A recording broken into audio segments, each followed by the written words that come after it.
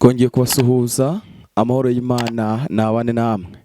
Muracyari kumwe na Evangelist Migisha Emmanuel. Twishimiye kubana namwe muri kano kanya k'ijambo ry'Imana.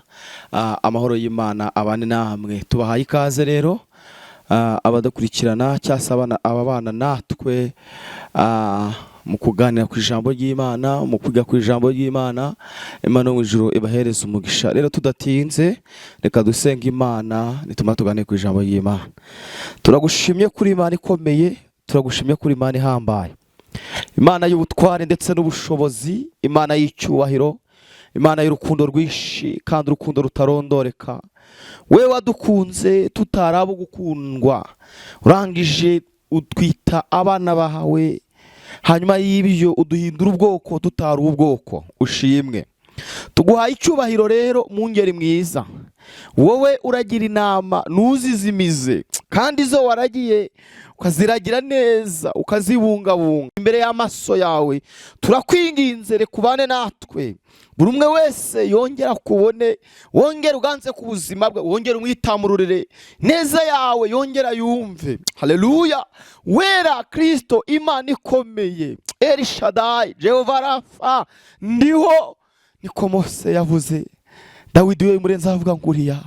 Turagushimiye, turagushimiye Kristo kongeye kuduha aka kanya.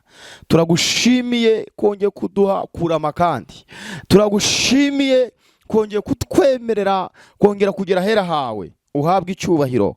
Wetse buri umwe wese zumva iki kiganiro cyangwa udukurikiye, Kristo reka ijambo ryawe rizagira aho rimugera, rigere naho rimugeza. Mwami abone impinduka muri we.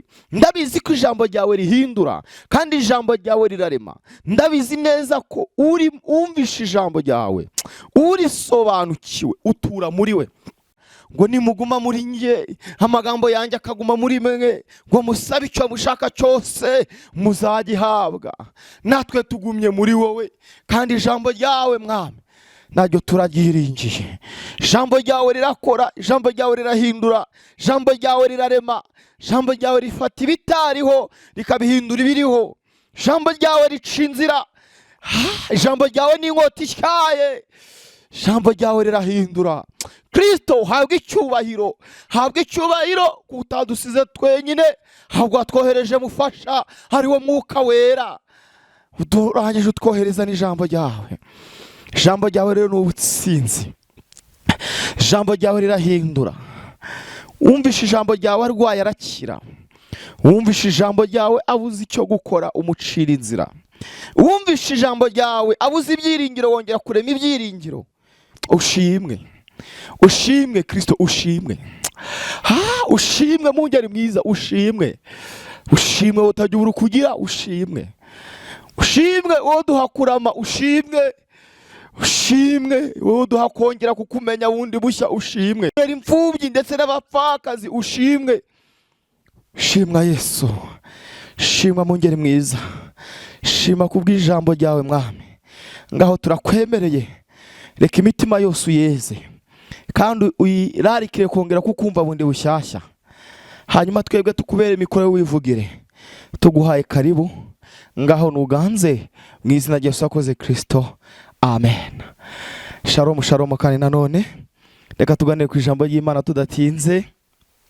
Turaganira ijambo ry'Imana riboneka muri Yosuwa igice cya 14 murongo wa 6, turasoza ku murongo wa 10. Murongo wa 6 turasoma tugeze ku murongo wa 10. Hanyuma teme cyangwa se insanganyamatsiko nshaka tuza kuganiraho kuri uyu munsi ni ijambo rivuga ngo kongera kwakira gakondo yawe. Kongera kwakira gakondo yawe, cyase kongera gusingira gakondo yawe. Hari gakondo Satani yariho akunyaga, hari gakondo Satani yariho agutwara, hari imigisha yawe yaririho iyenga, hari imigisha yawe yaririho igenda. Ariko ndumashaka kukubwira ngo ongera wigira imbere mu masezerano, ongera uburane gakondo yawe. Haranira kuburana gakondo yawe, haranira kwakira gakondo yawe. Kadusome ijambo ry'Imana rero tudatinze. Yosuwa ibice byaho 14 murongo wa 6 turasoza tugeze ku murongo waho wa 10. Titire y'amagambo iravuga ngo agabira Kalebu mwene Yefune i Heburoni. Abayuda bahera ko basanga Yosuwa i Gilgali. Kalebu mwene Yefune umukenazi aramubaza ati, nuzi icyo Uwiteka yatuvuzeho njyewe nawe? Akabibwira Mose umuntu w'Imana. Turi i Kadeshi y'i Baruneya. Icyo gihe nari maze imyaka 40. Twari tukiri i Kadeshi y'i Baruneya. Mose umugaragu w'Uwiteka atuma kujya gutata igihugu. Bukeye ngarutse muhamiriza ibyo nari nabonye n'umutima utabeshye. Ariko bene data twajyanye bahisha imitima y'abantu ubwoba. Ngeweho nomatanye n'Uwiteka Imana yanjye rwose. Maze uwo munsi Mose ararahira ati, nukuri igihugu wakandagiyemo kizaba gakondo yawe n'iy'abana bawe iteka ryose, kuko womatanye n'Uwiteka Imana yawe rwose. Nuko Kalebu arongera aravuga ati, kandi dore Uwiteka yatumye mara iyi myaka 85 nk'uko yavuze uhereye igihe Uwiteka yabibwiriye Mose, Abisiraheli bakizerera mu butayu. None dore uyu munsi shikije imyaka 85. Mwakire neza ijambo ry'Imana. Haleluya. Twongere kandi haleluya. Ndumashaka kukubwira ngo uyu munsi wongere wakire gakondo yawe mu izina rya Yesu Kristo. Uyu munsi wongere wakire Heburoni yawe. Munsi wongere wakira umugisha wawe. Hari imigisha yawe Satani yarayihanyaga. Hari imigisha Satani ari hafunga. Hari imigisha wabona ugiye gufata, ugiye gukozaho ibiganza, ariko ukabona ikoyokiye mu ntoki. Hanyuma ukibaza ati, Mana, ni we twavuganye cyangwa se we twavuganye? Hari ukabona imyaka ibaye myinshi, ukabona indi irahise indi iratashye, ukabona mwasengera imwe barasubijwe, ari ukabona wowe ntukiri gusubizwa. Ukibaza ati, mbese niki nakoze? Niki kiri gutuma nakubona? Ariko najya ngubwire ngo humura, mu ijuru hari Imana yibuka isezerano ryayo ngo ibihe nibihe ngo kugeza risohoye. Ni Imana itabeshya. Haleluya. Ni Imana itabeshya. Kandi irindi jambo ryayo ihagarara ku cyo yavuze. Ni Imana isohoza amasezerano. Muririmbyi no waririmbye ngo ese Mana ko abandi basubizwa njyewe sinsubizwe? Ese bipfira he? Ese n'ibyaha byanjye byinshi? Ese nongera amasezerano, nongera amasengesho? Ariko najya ngubwire ngo humura, igihe kirageze ngo wongere wakire gakondo.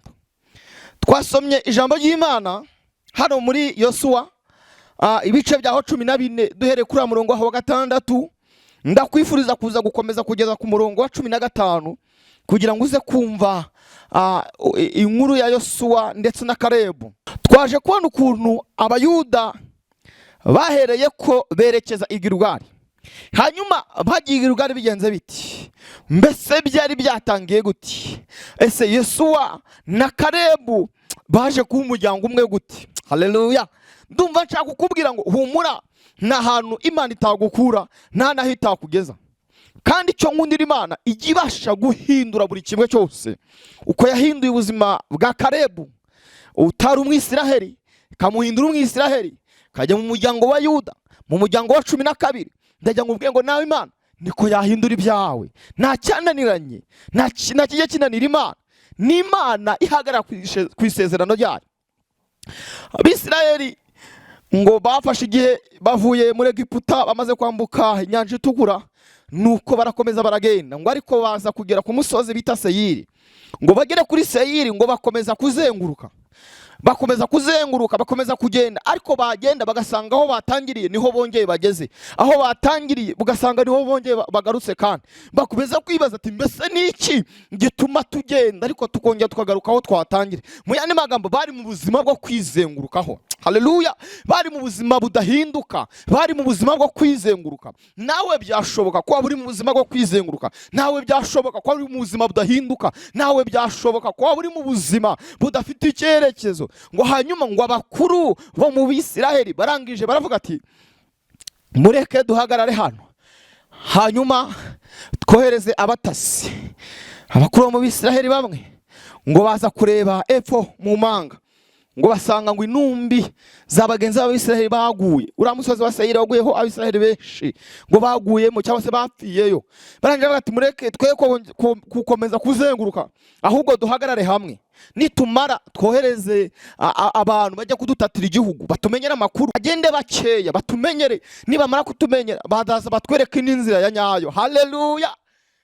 Igihe cyari kigeze ngo abantu bave mu buzima bwo kwizengurukaho. Igihe cyari kigeze ngo abantu bongere basingire gakondo. Igihe cyari kigeze ngo abantu bongere bakire ku byo basezeranijwe. Yego koko bari baravuye muri Egiputa, kandi ikindi bari barambutse inyanja itukura, ariko kandi imbere hari hakiri imisozi, imbere kandi wibuke hari hakiri na Yorodani. Rero bari bafite kubanza kwitonda, hanyuma bagashaka amakuru. Ndakwinginze mu gihe urimo, haleluya, mu gihe urimo kikugoye, tuza umutima usenge.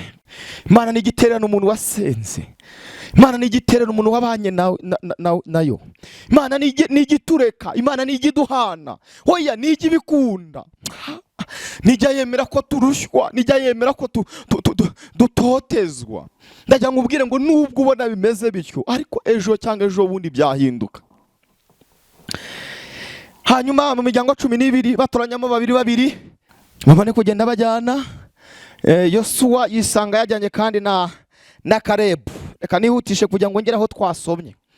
Hanyuma ngo bamare Yosuwa na Kalebu kuba bajyanye, ko bari bavuye mu muryango umwe wa 12, ari wo muryango wa Yuda.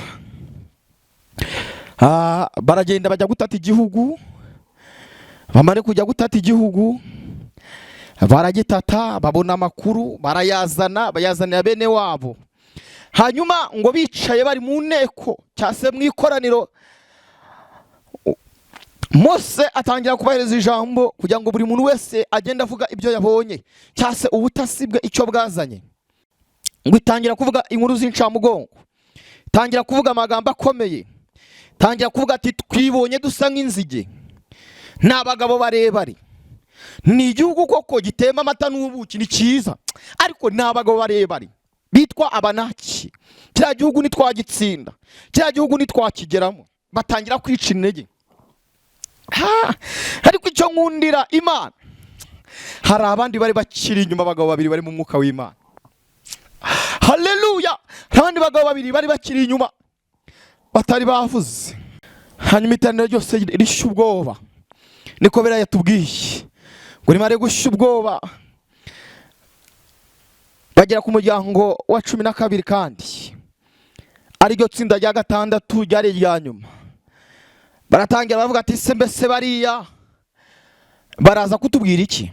Andi matsinda 5 yose twumvisha ibyayo, hanyuma riratsinda rimwe niyo ribwatubwira ibyo kudukomeza. Nabo mubahe iminota mike twigendere, uko twamaze kumva neza ko tugiye kugwa mu butayu.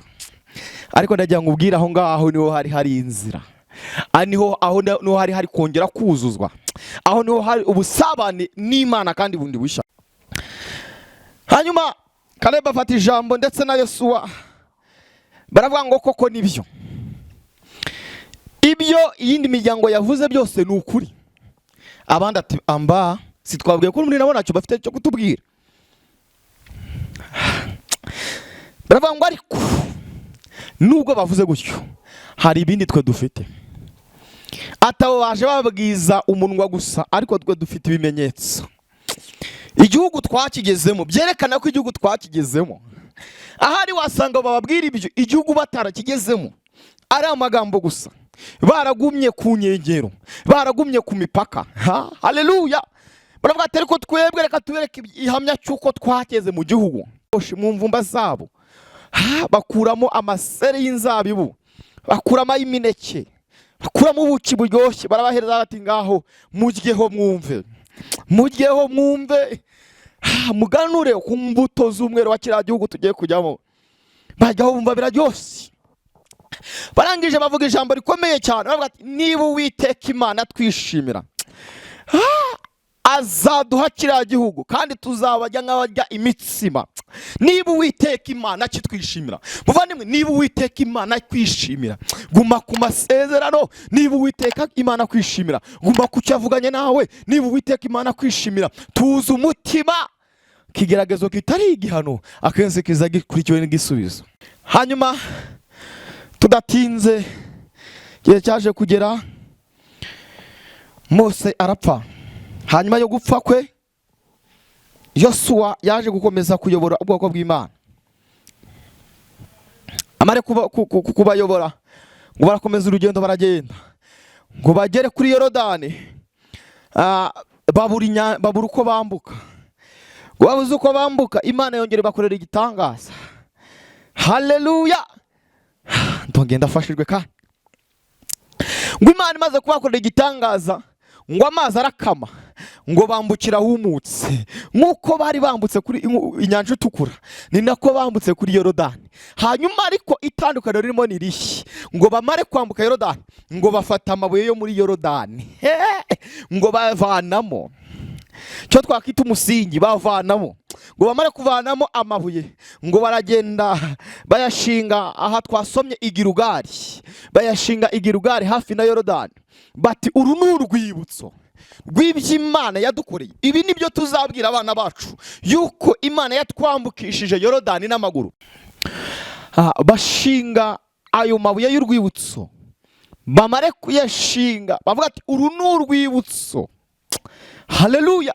Ruzatwereka cyangwa tuzereka abana bacu n'abadukomokaho yuko twambutse Yorodani n'amabuye. Muvandimwe ukeneye ibihamya, muvandimwe ukeneye gukomera, ibyo uri gucamo ni ubuhamya bw'ejo hazaza. Nubwira abantu ko hari ahantu Imana yagukuye, bakibuka ubuzima wabagamo, bakibuka cya gihe ugowe, bazagufasha gushima. Bavuga ati koko turabizi Imana yaramurengeye, turabizi cya gihe. Haleluya! Hanyuma rero bamaze gushinga amabuye y'urwibutso hariya Igirugari. Hanyuma urumva barishimye, baranezerwa yuko bageze mu gihugu. Baragenda bararwana, bari kumwe na Kalebu, bari kumwe na Yosuwa. Barangije ngo baratsinda, bamare gutsinda batangira gufata igihugu. Bamaze gufata igihugu baracyubaka. Hanyuma Kalebu bamushyira ku ruhande kuko atari umunyamuryango wabo, cyase atari umwe mu muryango wabo. Barangije baramwibagirwa, bamare kumwibagirwa, Kalebu aragenda ashaka iyo kwibera, bayo n'abana be n'umuryango we. Nuko nawe yubaka ubuzima, ahora ategereje, aravuga ngo ahari Yosuwa azanyibuka, ahari Yosuwa azanyibuka. Ariko akomeza kwibuka gakondo, akomeza kwibuka gakondo Imana yamusezeranyije, akomeza kugira ibyiringiro. Ntigera acika intege. Imyaka 50 iragera, 60 iragera, 70 iragera, 80 iragera. Hanyuma akomeza gutegereza, aravuga ati ahari umuvandimwe Yosuwa, buriya wenda aracyahugiye mu kubaka igihugu, aracyahugiye mu kubaka ibitaro, amavuriro ndetse n'ibindi n'imihanda, wenda uko byasenyutse. Reka nkomeze nihangane, igihe kizagera wenda nanjye ame gakondo. Hanyuma abandi bose agenda bagabanya ya miryango isigaye ya Isiraheli yose 12, agenda yigabanya. Amare kuyigabanya, baza kugera igihe cyo kujya gushima, ngo bashime iby'Imana yabakoreye, ko yabahaye igihugu, ko yabahaye gakondo. Hanyuma Kalebu nawe aza kubyumva. Ubwo yari amaze kugera imyaka 85, bivuze ngo arayaciye imyaka 45 agitegereza isezerano, kuko ibyo byabaye yasezeranyirwa afite imyaka 40. Hanyuma yaje guhabwa gakondo afite 85, ubwo bivuze ngo yaciye imyaka 45. Hanyuma aza kugenda asanga Yosuwa mu nteko. Yosuwa arangije aravuga ati rero mureke tuze gusubira inyuma tujye gushima, tujye ahandi hari amabuye y'urufatiro, tugende i Gilugari aho twambukiye, hamwe hari amabuye y'urwibutso, hanyuma niturangiza dushime, tubwire n'abantu amateka yaho, tubwire n'abantu uko byagenze. Haleluya. Hanyuma ariko ndagira ngo ubwire ngo byari uburyo bwo kugira ngo Kalebu atabarwe. Imana hari ukuntu yakora, Imana hari uburyo yagutabaramo, ikongera igatuma abantu bongera kugaruka muri karitsiye, ikongera gutuma wongera kwibukwa, ikongera gutuma sapoti yongera kuboneka, kandi utari wabigizemo uruhare, wari wiyicariye gusa waromatanye n'Uwiteka. Ndumva nshaka kukubwira ko matana na Kristo, ndumva nshaka kukubwira kumufata ukamugundira, hoya numureke ko matana n'Uwiteka. Bwana asifiwe. Komatana n'Uwiteka, kubana n'Uwiteka, kutamureka. Hanyuma twihutishije uko ijambo ry'Imana ryatubwiye, yego Kalebu ngo aratambuka, nawe aragenda i Gilugari, ngo aragera mu nteko, ngo amare kugera mu nteko, burabiza abayobozi ukuntu bajya bavuga, bakamara kuvuga bagatanga umwanya wo kugira ngo buri muntu wese avuge ikibazo cye. Hanyuma abaturage bose baravuga, ngo bagiye kubona babona haje umusaza rukukuri ari ku kabando, ngo arenga aho bavugira, ngo aragenda yongorera Yosuwa, aramwegera aramubwira ati ubu ni ubwa mbere umbonye, ati ubu ni ubwa mbere umbonye, mbese si unyibuka? Undi ati muzehe urinde, mbwira nkwakire ngufashe ngukemure icyo nifitiye kibazo. Undi avuga ati ntabwo unyibuka, njyewe Kalebu mwene Yefune, uranyibagiwe aka kanya? Ni njyewe cyagiye twajyanye, none atangira kwivuga ati ni njyewe cyagiye twajyanye gutata igihugu. Asi mbese ibyo nabyo urabyibagiwe? Icya kabiri, wibagiwe icyo Imana yavuze iciye mu mukozi wayo Mose turi Kadeshi y'i Baruneya. Aba yibutse icyo Imana yavuganye nawe ari Kadeshi y'i Baruneya. Ndumva nshaka kukubwira aya masaha Imana yongere yibuka icyo yavuganye nawe uri Kadeshi y'i Baruneya. Kadeshi yabahe, Kadeshi yabaho wasenye, Kadeshi yabaho wavuganiye n'Imana, Kadeshi yabaho wabwirije, Kadeshi yabaho aho Imana mwahuriye. Ndumva nshaka kukubwira Imana yongere yibuke icyo yavuganye nawe uri Kadeshi. Ikadeshi hawe niwe uhazi, hari icyo Imana mwavuganye, hari icyo Imana mwaganiriye, hari icyo Imana yagusezeranije uri Kadeshi. Yosuwa yumva kubiswe n'inkuba, aravuga ati kandi ndabigenza ni igihugu cyose narakigabanye, igihugu cyose naragitanze. Aravuga ati yewe Kalebu we, igihugu cyose naragitanze, ati ariko noneho watwemerera tukagenda tukugabanyirizaho ku miryango yose, bakagenda bagusaturaho gato gato. Undi arabihakana ati reka reka, ntago nshaka imisigarizwa, ndashaka icyo Imana yavuganye nanjye, ndashaka aho Imana yansezeranyije, hari ahanjye Imana yansezeranyije abantu batakwiye kutura, abantu batagakwiye kuba barafashe. Hanyuma Yosuwa arebye neza asanga n'ubundi aho hantu ntago bahagabanye, ahubwo hatuye umugabo witwa Aruba. Uyu Aruba yari umugabo ukomeye kandi wo mu Banaki, yari umugabo ukomeye cyane, yari umugabo uzi kurwana, yari umugabo uteye ubwoba. Hanyuma uwo musozi arawuhindura, ni haba habaye i Kadeshi, ni haba habaye Heburoni, ahubwo ahinduka Kiriyataruba, ahinduka Kiriyataruba. Yesu aravuga ati se ko ahantu hawe hari umugabo uhafashe kandi afite ingabo zikomeye, natwe turamutinya, none tubigenze gute? Mbese tubikore gute? Ndavuga ati icyo nshaka, ndashaka gakondo yanjye. Haleluya. Ati icyo nshaka njye ndashaka gakondo yanjye, ibindi nubimbwira. Icyo nzi cyo, hari icyo navuganye n'Imana, hari icyo navuganye n'Imana ndi Kadeshi y'i Baruneya. Hanyuma rero ndashaka Heburoni yanjye, ndashaka gakondo yanjye. Mwene data unkurikiye, ndakwinginze gira ibyo wanga, gira ibyo uhakana, gira ibyo uhagararaho. Vuga ati ndumva nshaka gakondo yanjye. Gakondo yawe urayifite, isezerano ryawe urarifite. Ahari wenda hari ibyo watakaje, ahari hari ibyo Satani yishe amazina, hanyuma birangira biguciye mu myanya y'intoki. Ariko uyu munsi ukimara kongera kumva ijambo ry'Uwiteka, wongera uharanire kongera kwakira gakondo yawe, wongera uharanire kongera kwakira mbega ibyo wasezeranijwe, wongera uhagarare mu mugabane wawe. Vuga ati nubwo imyaka yagiye, ariko ndacyakomeje, ndacyarindiriye. Haleluya, ndacyarindiriye, ndacyarindiriye gukora ku Uwiteka Imana. Hanyuma Yesu abwira Kalebu ati rero nta kibazo, ngenda hakwemereye ugomba kujya kuharwanirira. Hari uyu mugabo Aruba, hanyuma uzagenda umutere n'umutsinda uhatware. Mu yandi magambo, gakondo ya Kalebu yari yarahinduriwe izina, ndetse yakomeje no gutinda, byari kuzajya igihe bikibagirana. Ahitwaga Heburoni hari hamaze kwitwa Kiriyataruba. Mu yandi magambo, hari harahinduriwe izina, hari ibyawe byahinduriwe izina. Erega umugisha wese uri kure, erega ibyakagutabaye si biri kure, ahubwo ikibazo byamaze guhindurirwa izina. Ariko uyu munsi Imana yongere guhereze ku byawe kandi wasezeranijwe. Hanyuma nuko ahabwa urupapuro rwo kugira ngo ajye kurwana. Arangije abwira Yosuwa, aramubwira ati uko narwanaga kera, uko nagiraga imbaraga nyiri umusore mfite imyaka 40, uko nguko niko mfite imbaraga ngejeje imyaka 85. Hanyuma ngo aragenda ajya gutera Kiriyataruba.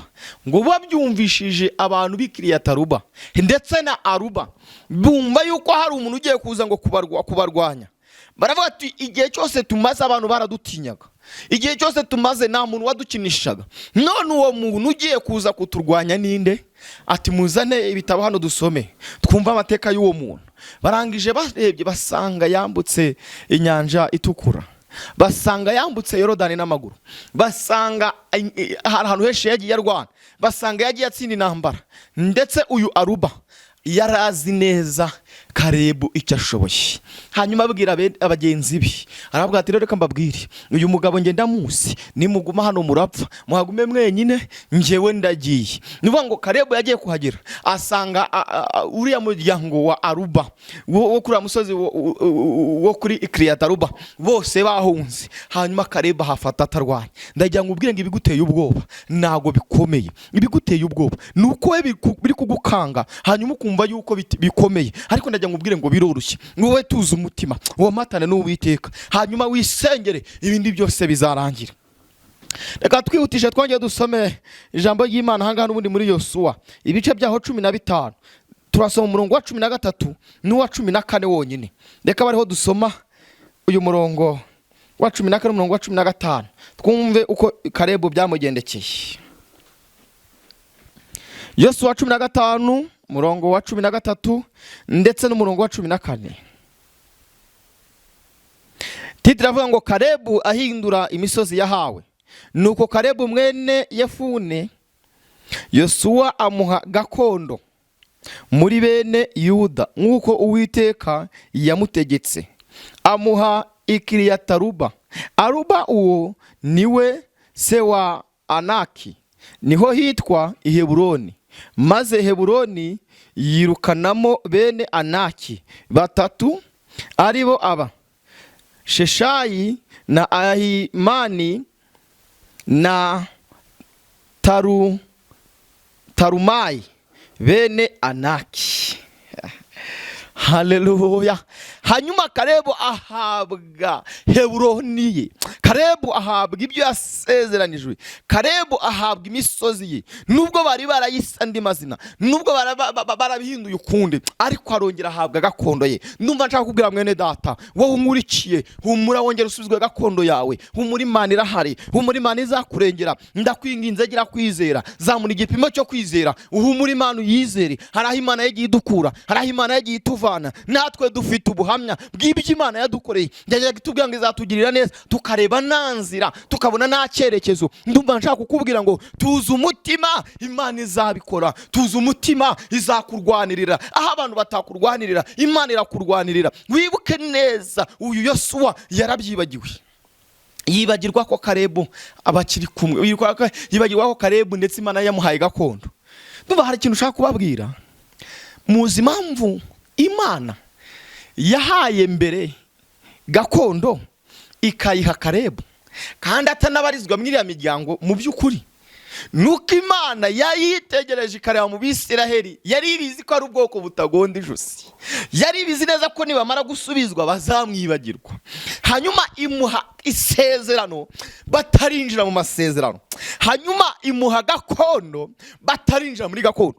Bivuze ngo mu Bisiraheli umuntu wahawe gakondo mbere y'abandi ni Kalebu, nubwo yayifashe nyuma y'abandi ariko niwe wayisezeranijwe mbere y'abandi. Impamvu yayisezeranijwe mbere y'abandi ni ukubera iki? Nuko Imana yabizi ko bazamwibagirwa, nuko Imana yabizi ko bazamureka. Iravuga ati rero reka muhereze gakondo ye hakiri kare batari bagera mu gihugu nabasezeranyije, kuko nibamara kugera mu gihugu umwana wanjye bazamwibagirwa, kandi nawe yaragize umumaro ukomeye. Hanyuma Imana kuko itareba nk'abantu imanukira muri Mose, ngo arangije abwira Yosuwa, abwira Kalebu ati yewe Kalebu we, ahantu hose wakandagije ibirenge aho ngaho Imana izahaguha gakondo yawe n'urubyaro rwawe. Ndumva nanjye nshaka kukubwira ngo humura, Imana iri kumwe nawe. Nubwo abantu bakwibagirwa, nubwo inshuti zakureka, nubwo imiryango yakureka, mu ijuru hari Imana ikomeye, mu ijuru hari Imana ihindura ibihe, mu ijuru haleluya, mu ijuru hari Imana ihambaye. Tarabone staya sikadobe enezansedro. Mu ijuru hari Imana ikora, mu ijuru hari Imana yihagije, mu ijuru hari Imana itabara abarengana, mu ijuru hari Imana iturengera. Ayi niyo yonyine yo kwizerwa, niyo yonyine yo kwiringirwa. Ivuze biraba, itegetse birakomera. Niyo yonyine yo kwizerwa, niyo yonyine yo kwiringirwa. Iyivuze biraba, iyitegetse birakomera. Haleluya! Amasezerano y'Imana naho yatinda azasohora, iyo ivuze nawe ayikoma mu nkokora. Hari ibyo Imana yavuganye nawe, hari ibyo Imana yagusezeranyije mama, hari ibyo Imana yagusezeranyije papa, hari ibyo Imana yagusezeranyije mukuru wanjye, murumuna wanjye, mushiki wanjye, ariko ukabura kubona, ukabona nta nzira. Nyuma nshaka kubwira ngo ongera wibuke mu masezerano, ongera wibuke, ongera ufate aho wanditse mu masezerano, ongera wibuke aho washinze ibuye ry'urwibutso, wongera ubwira Imana ati Imana ndengera, wongera ubwira Imana ati ndumva nshaka kongera kwakira gakondo yanjye, ndumva nshaka kukubwira kuri uyu munsi ongera wakire gakondo yawe mu izina rya Yesu, wakire gakondo yawe. Tugiye gusenga Imana, aho uri hose tugiye gusenga Imana, tugiye gusenga Imana. Wongere wakire gakondo yawe, wongere wakire umurage wawe, we kwemera kunyagwa na Satani. Reka dusenge, hanyuma ugire icyifuzo ushyira imbere y'Imana, hanyuma ugire icyifuzo ubwira Imana, hanyuma ugire icyo ubwira Imana ati Imana wibuke Heburoni yanjye, wibuke ibyo wavuganye nanjye. Ndi Kadeshi Barune. Kadeshi haba mu cyumba cy'amasengesho, Kadeshi haba aho ujya wiherera usenga, Kadeshi haba aho Imana mwavuganiye, mbega aho wavuganiye n'Imana nge si imazi, ariko uhibutse Imana. Ndabizi neza ko Imana ijya yumva gusenga. Nasomye ijambo rirambwira ngo ndabaza ndagutabara, mweke ibikomeye kandi biruhishe ndetse utabona. Hanyuma ni igihe cyo gutabaza Imana, kandi Imana ikadutabara. Reka dusenge.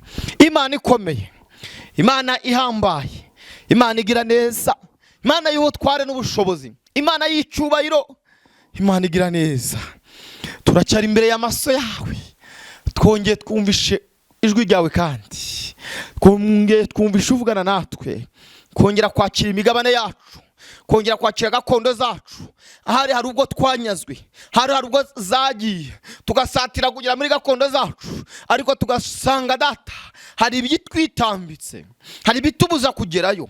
Turakwinginze Mwuka Wera, guhera uyu munsi reka twongere tubone neza yawe, reka wongere uturwanirire, reka wongere witamure mu izina rya Yesu Kristo. Nsengeye buri umwe wese wabonaga gakondo imuciye mu myanya y'intoki, wabonaga nta cyerekezo, wabonaga data ahagaze mu mayira abiri, wari ufite ubwoba bw'amasezerano, wari ufite ubwoba yuko bitazasohora. Ndakwinginze Mwuka Wera, ongera ukore ku buzima bwe, ongera witamurure. Erega uri Imana ikomeye. Ha ratarabo yasika debe enetando mando yasire gidibini fodrom halata yazobe enetando gre. Uri Imana ikomeye, uri Imana ihambaye, uri Imana igira neza, Imana y'icyubahiro, Imana ihagarara ku ijambo ryayo, Imana ihindura ibihe mu izina rya Yesu Kristo. Reka witamure Kristo, witamure mu ngeri mwiza. Siri gidibinima haya sire do tiny gre enetando yasire hedebenefo wi elestar zopi ele kotre des ansobe. Imana y'icyubahiro,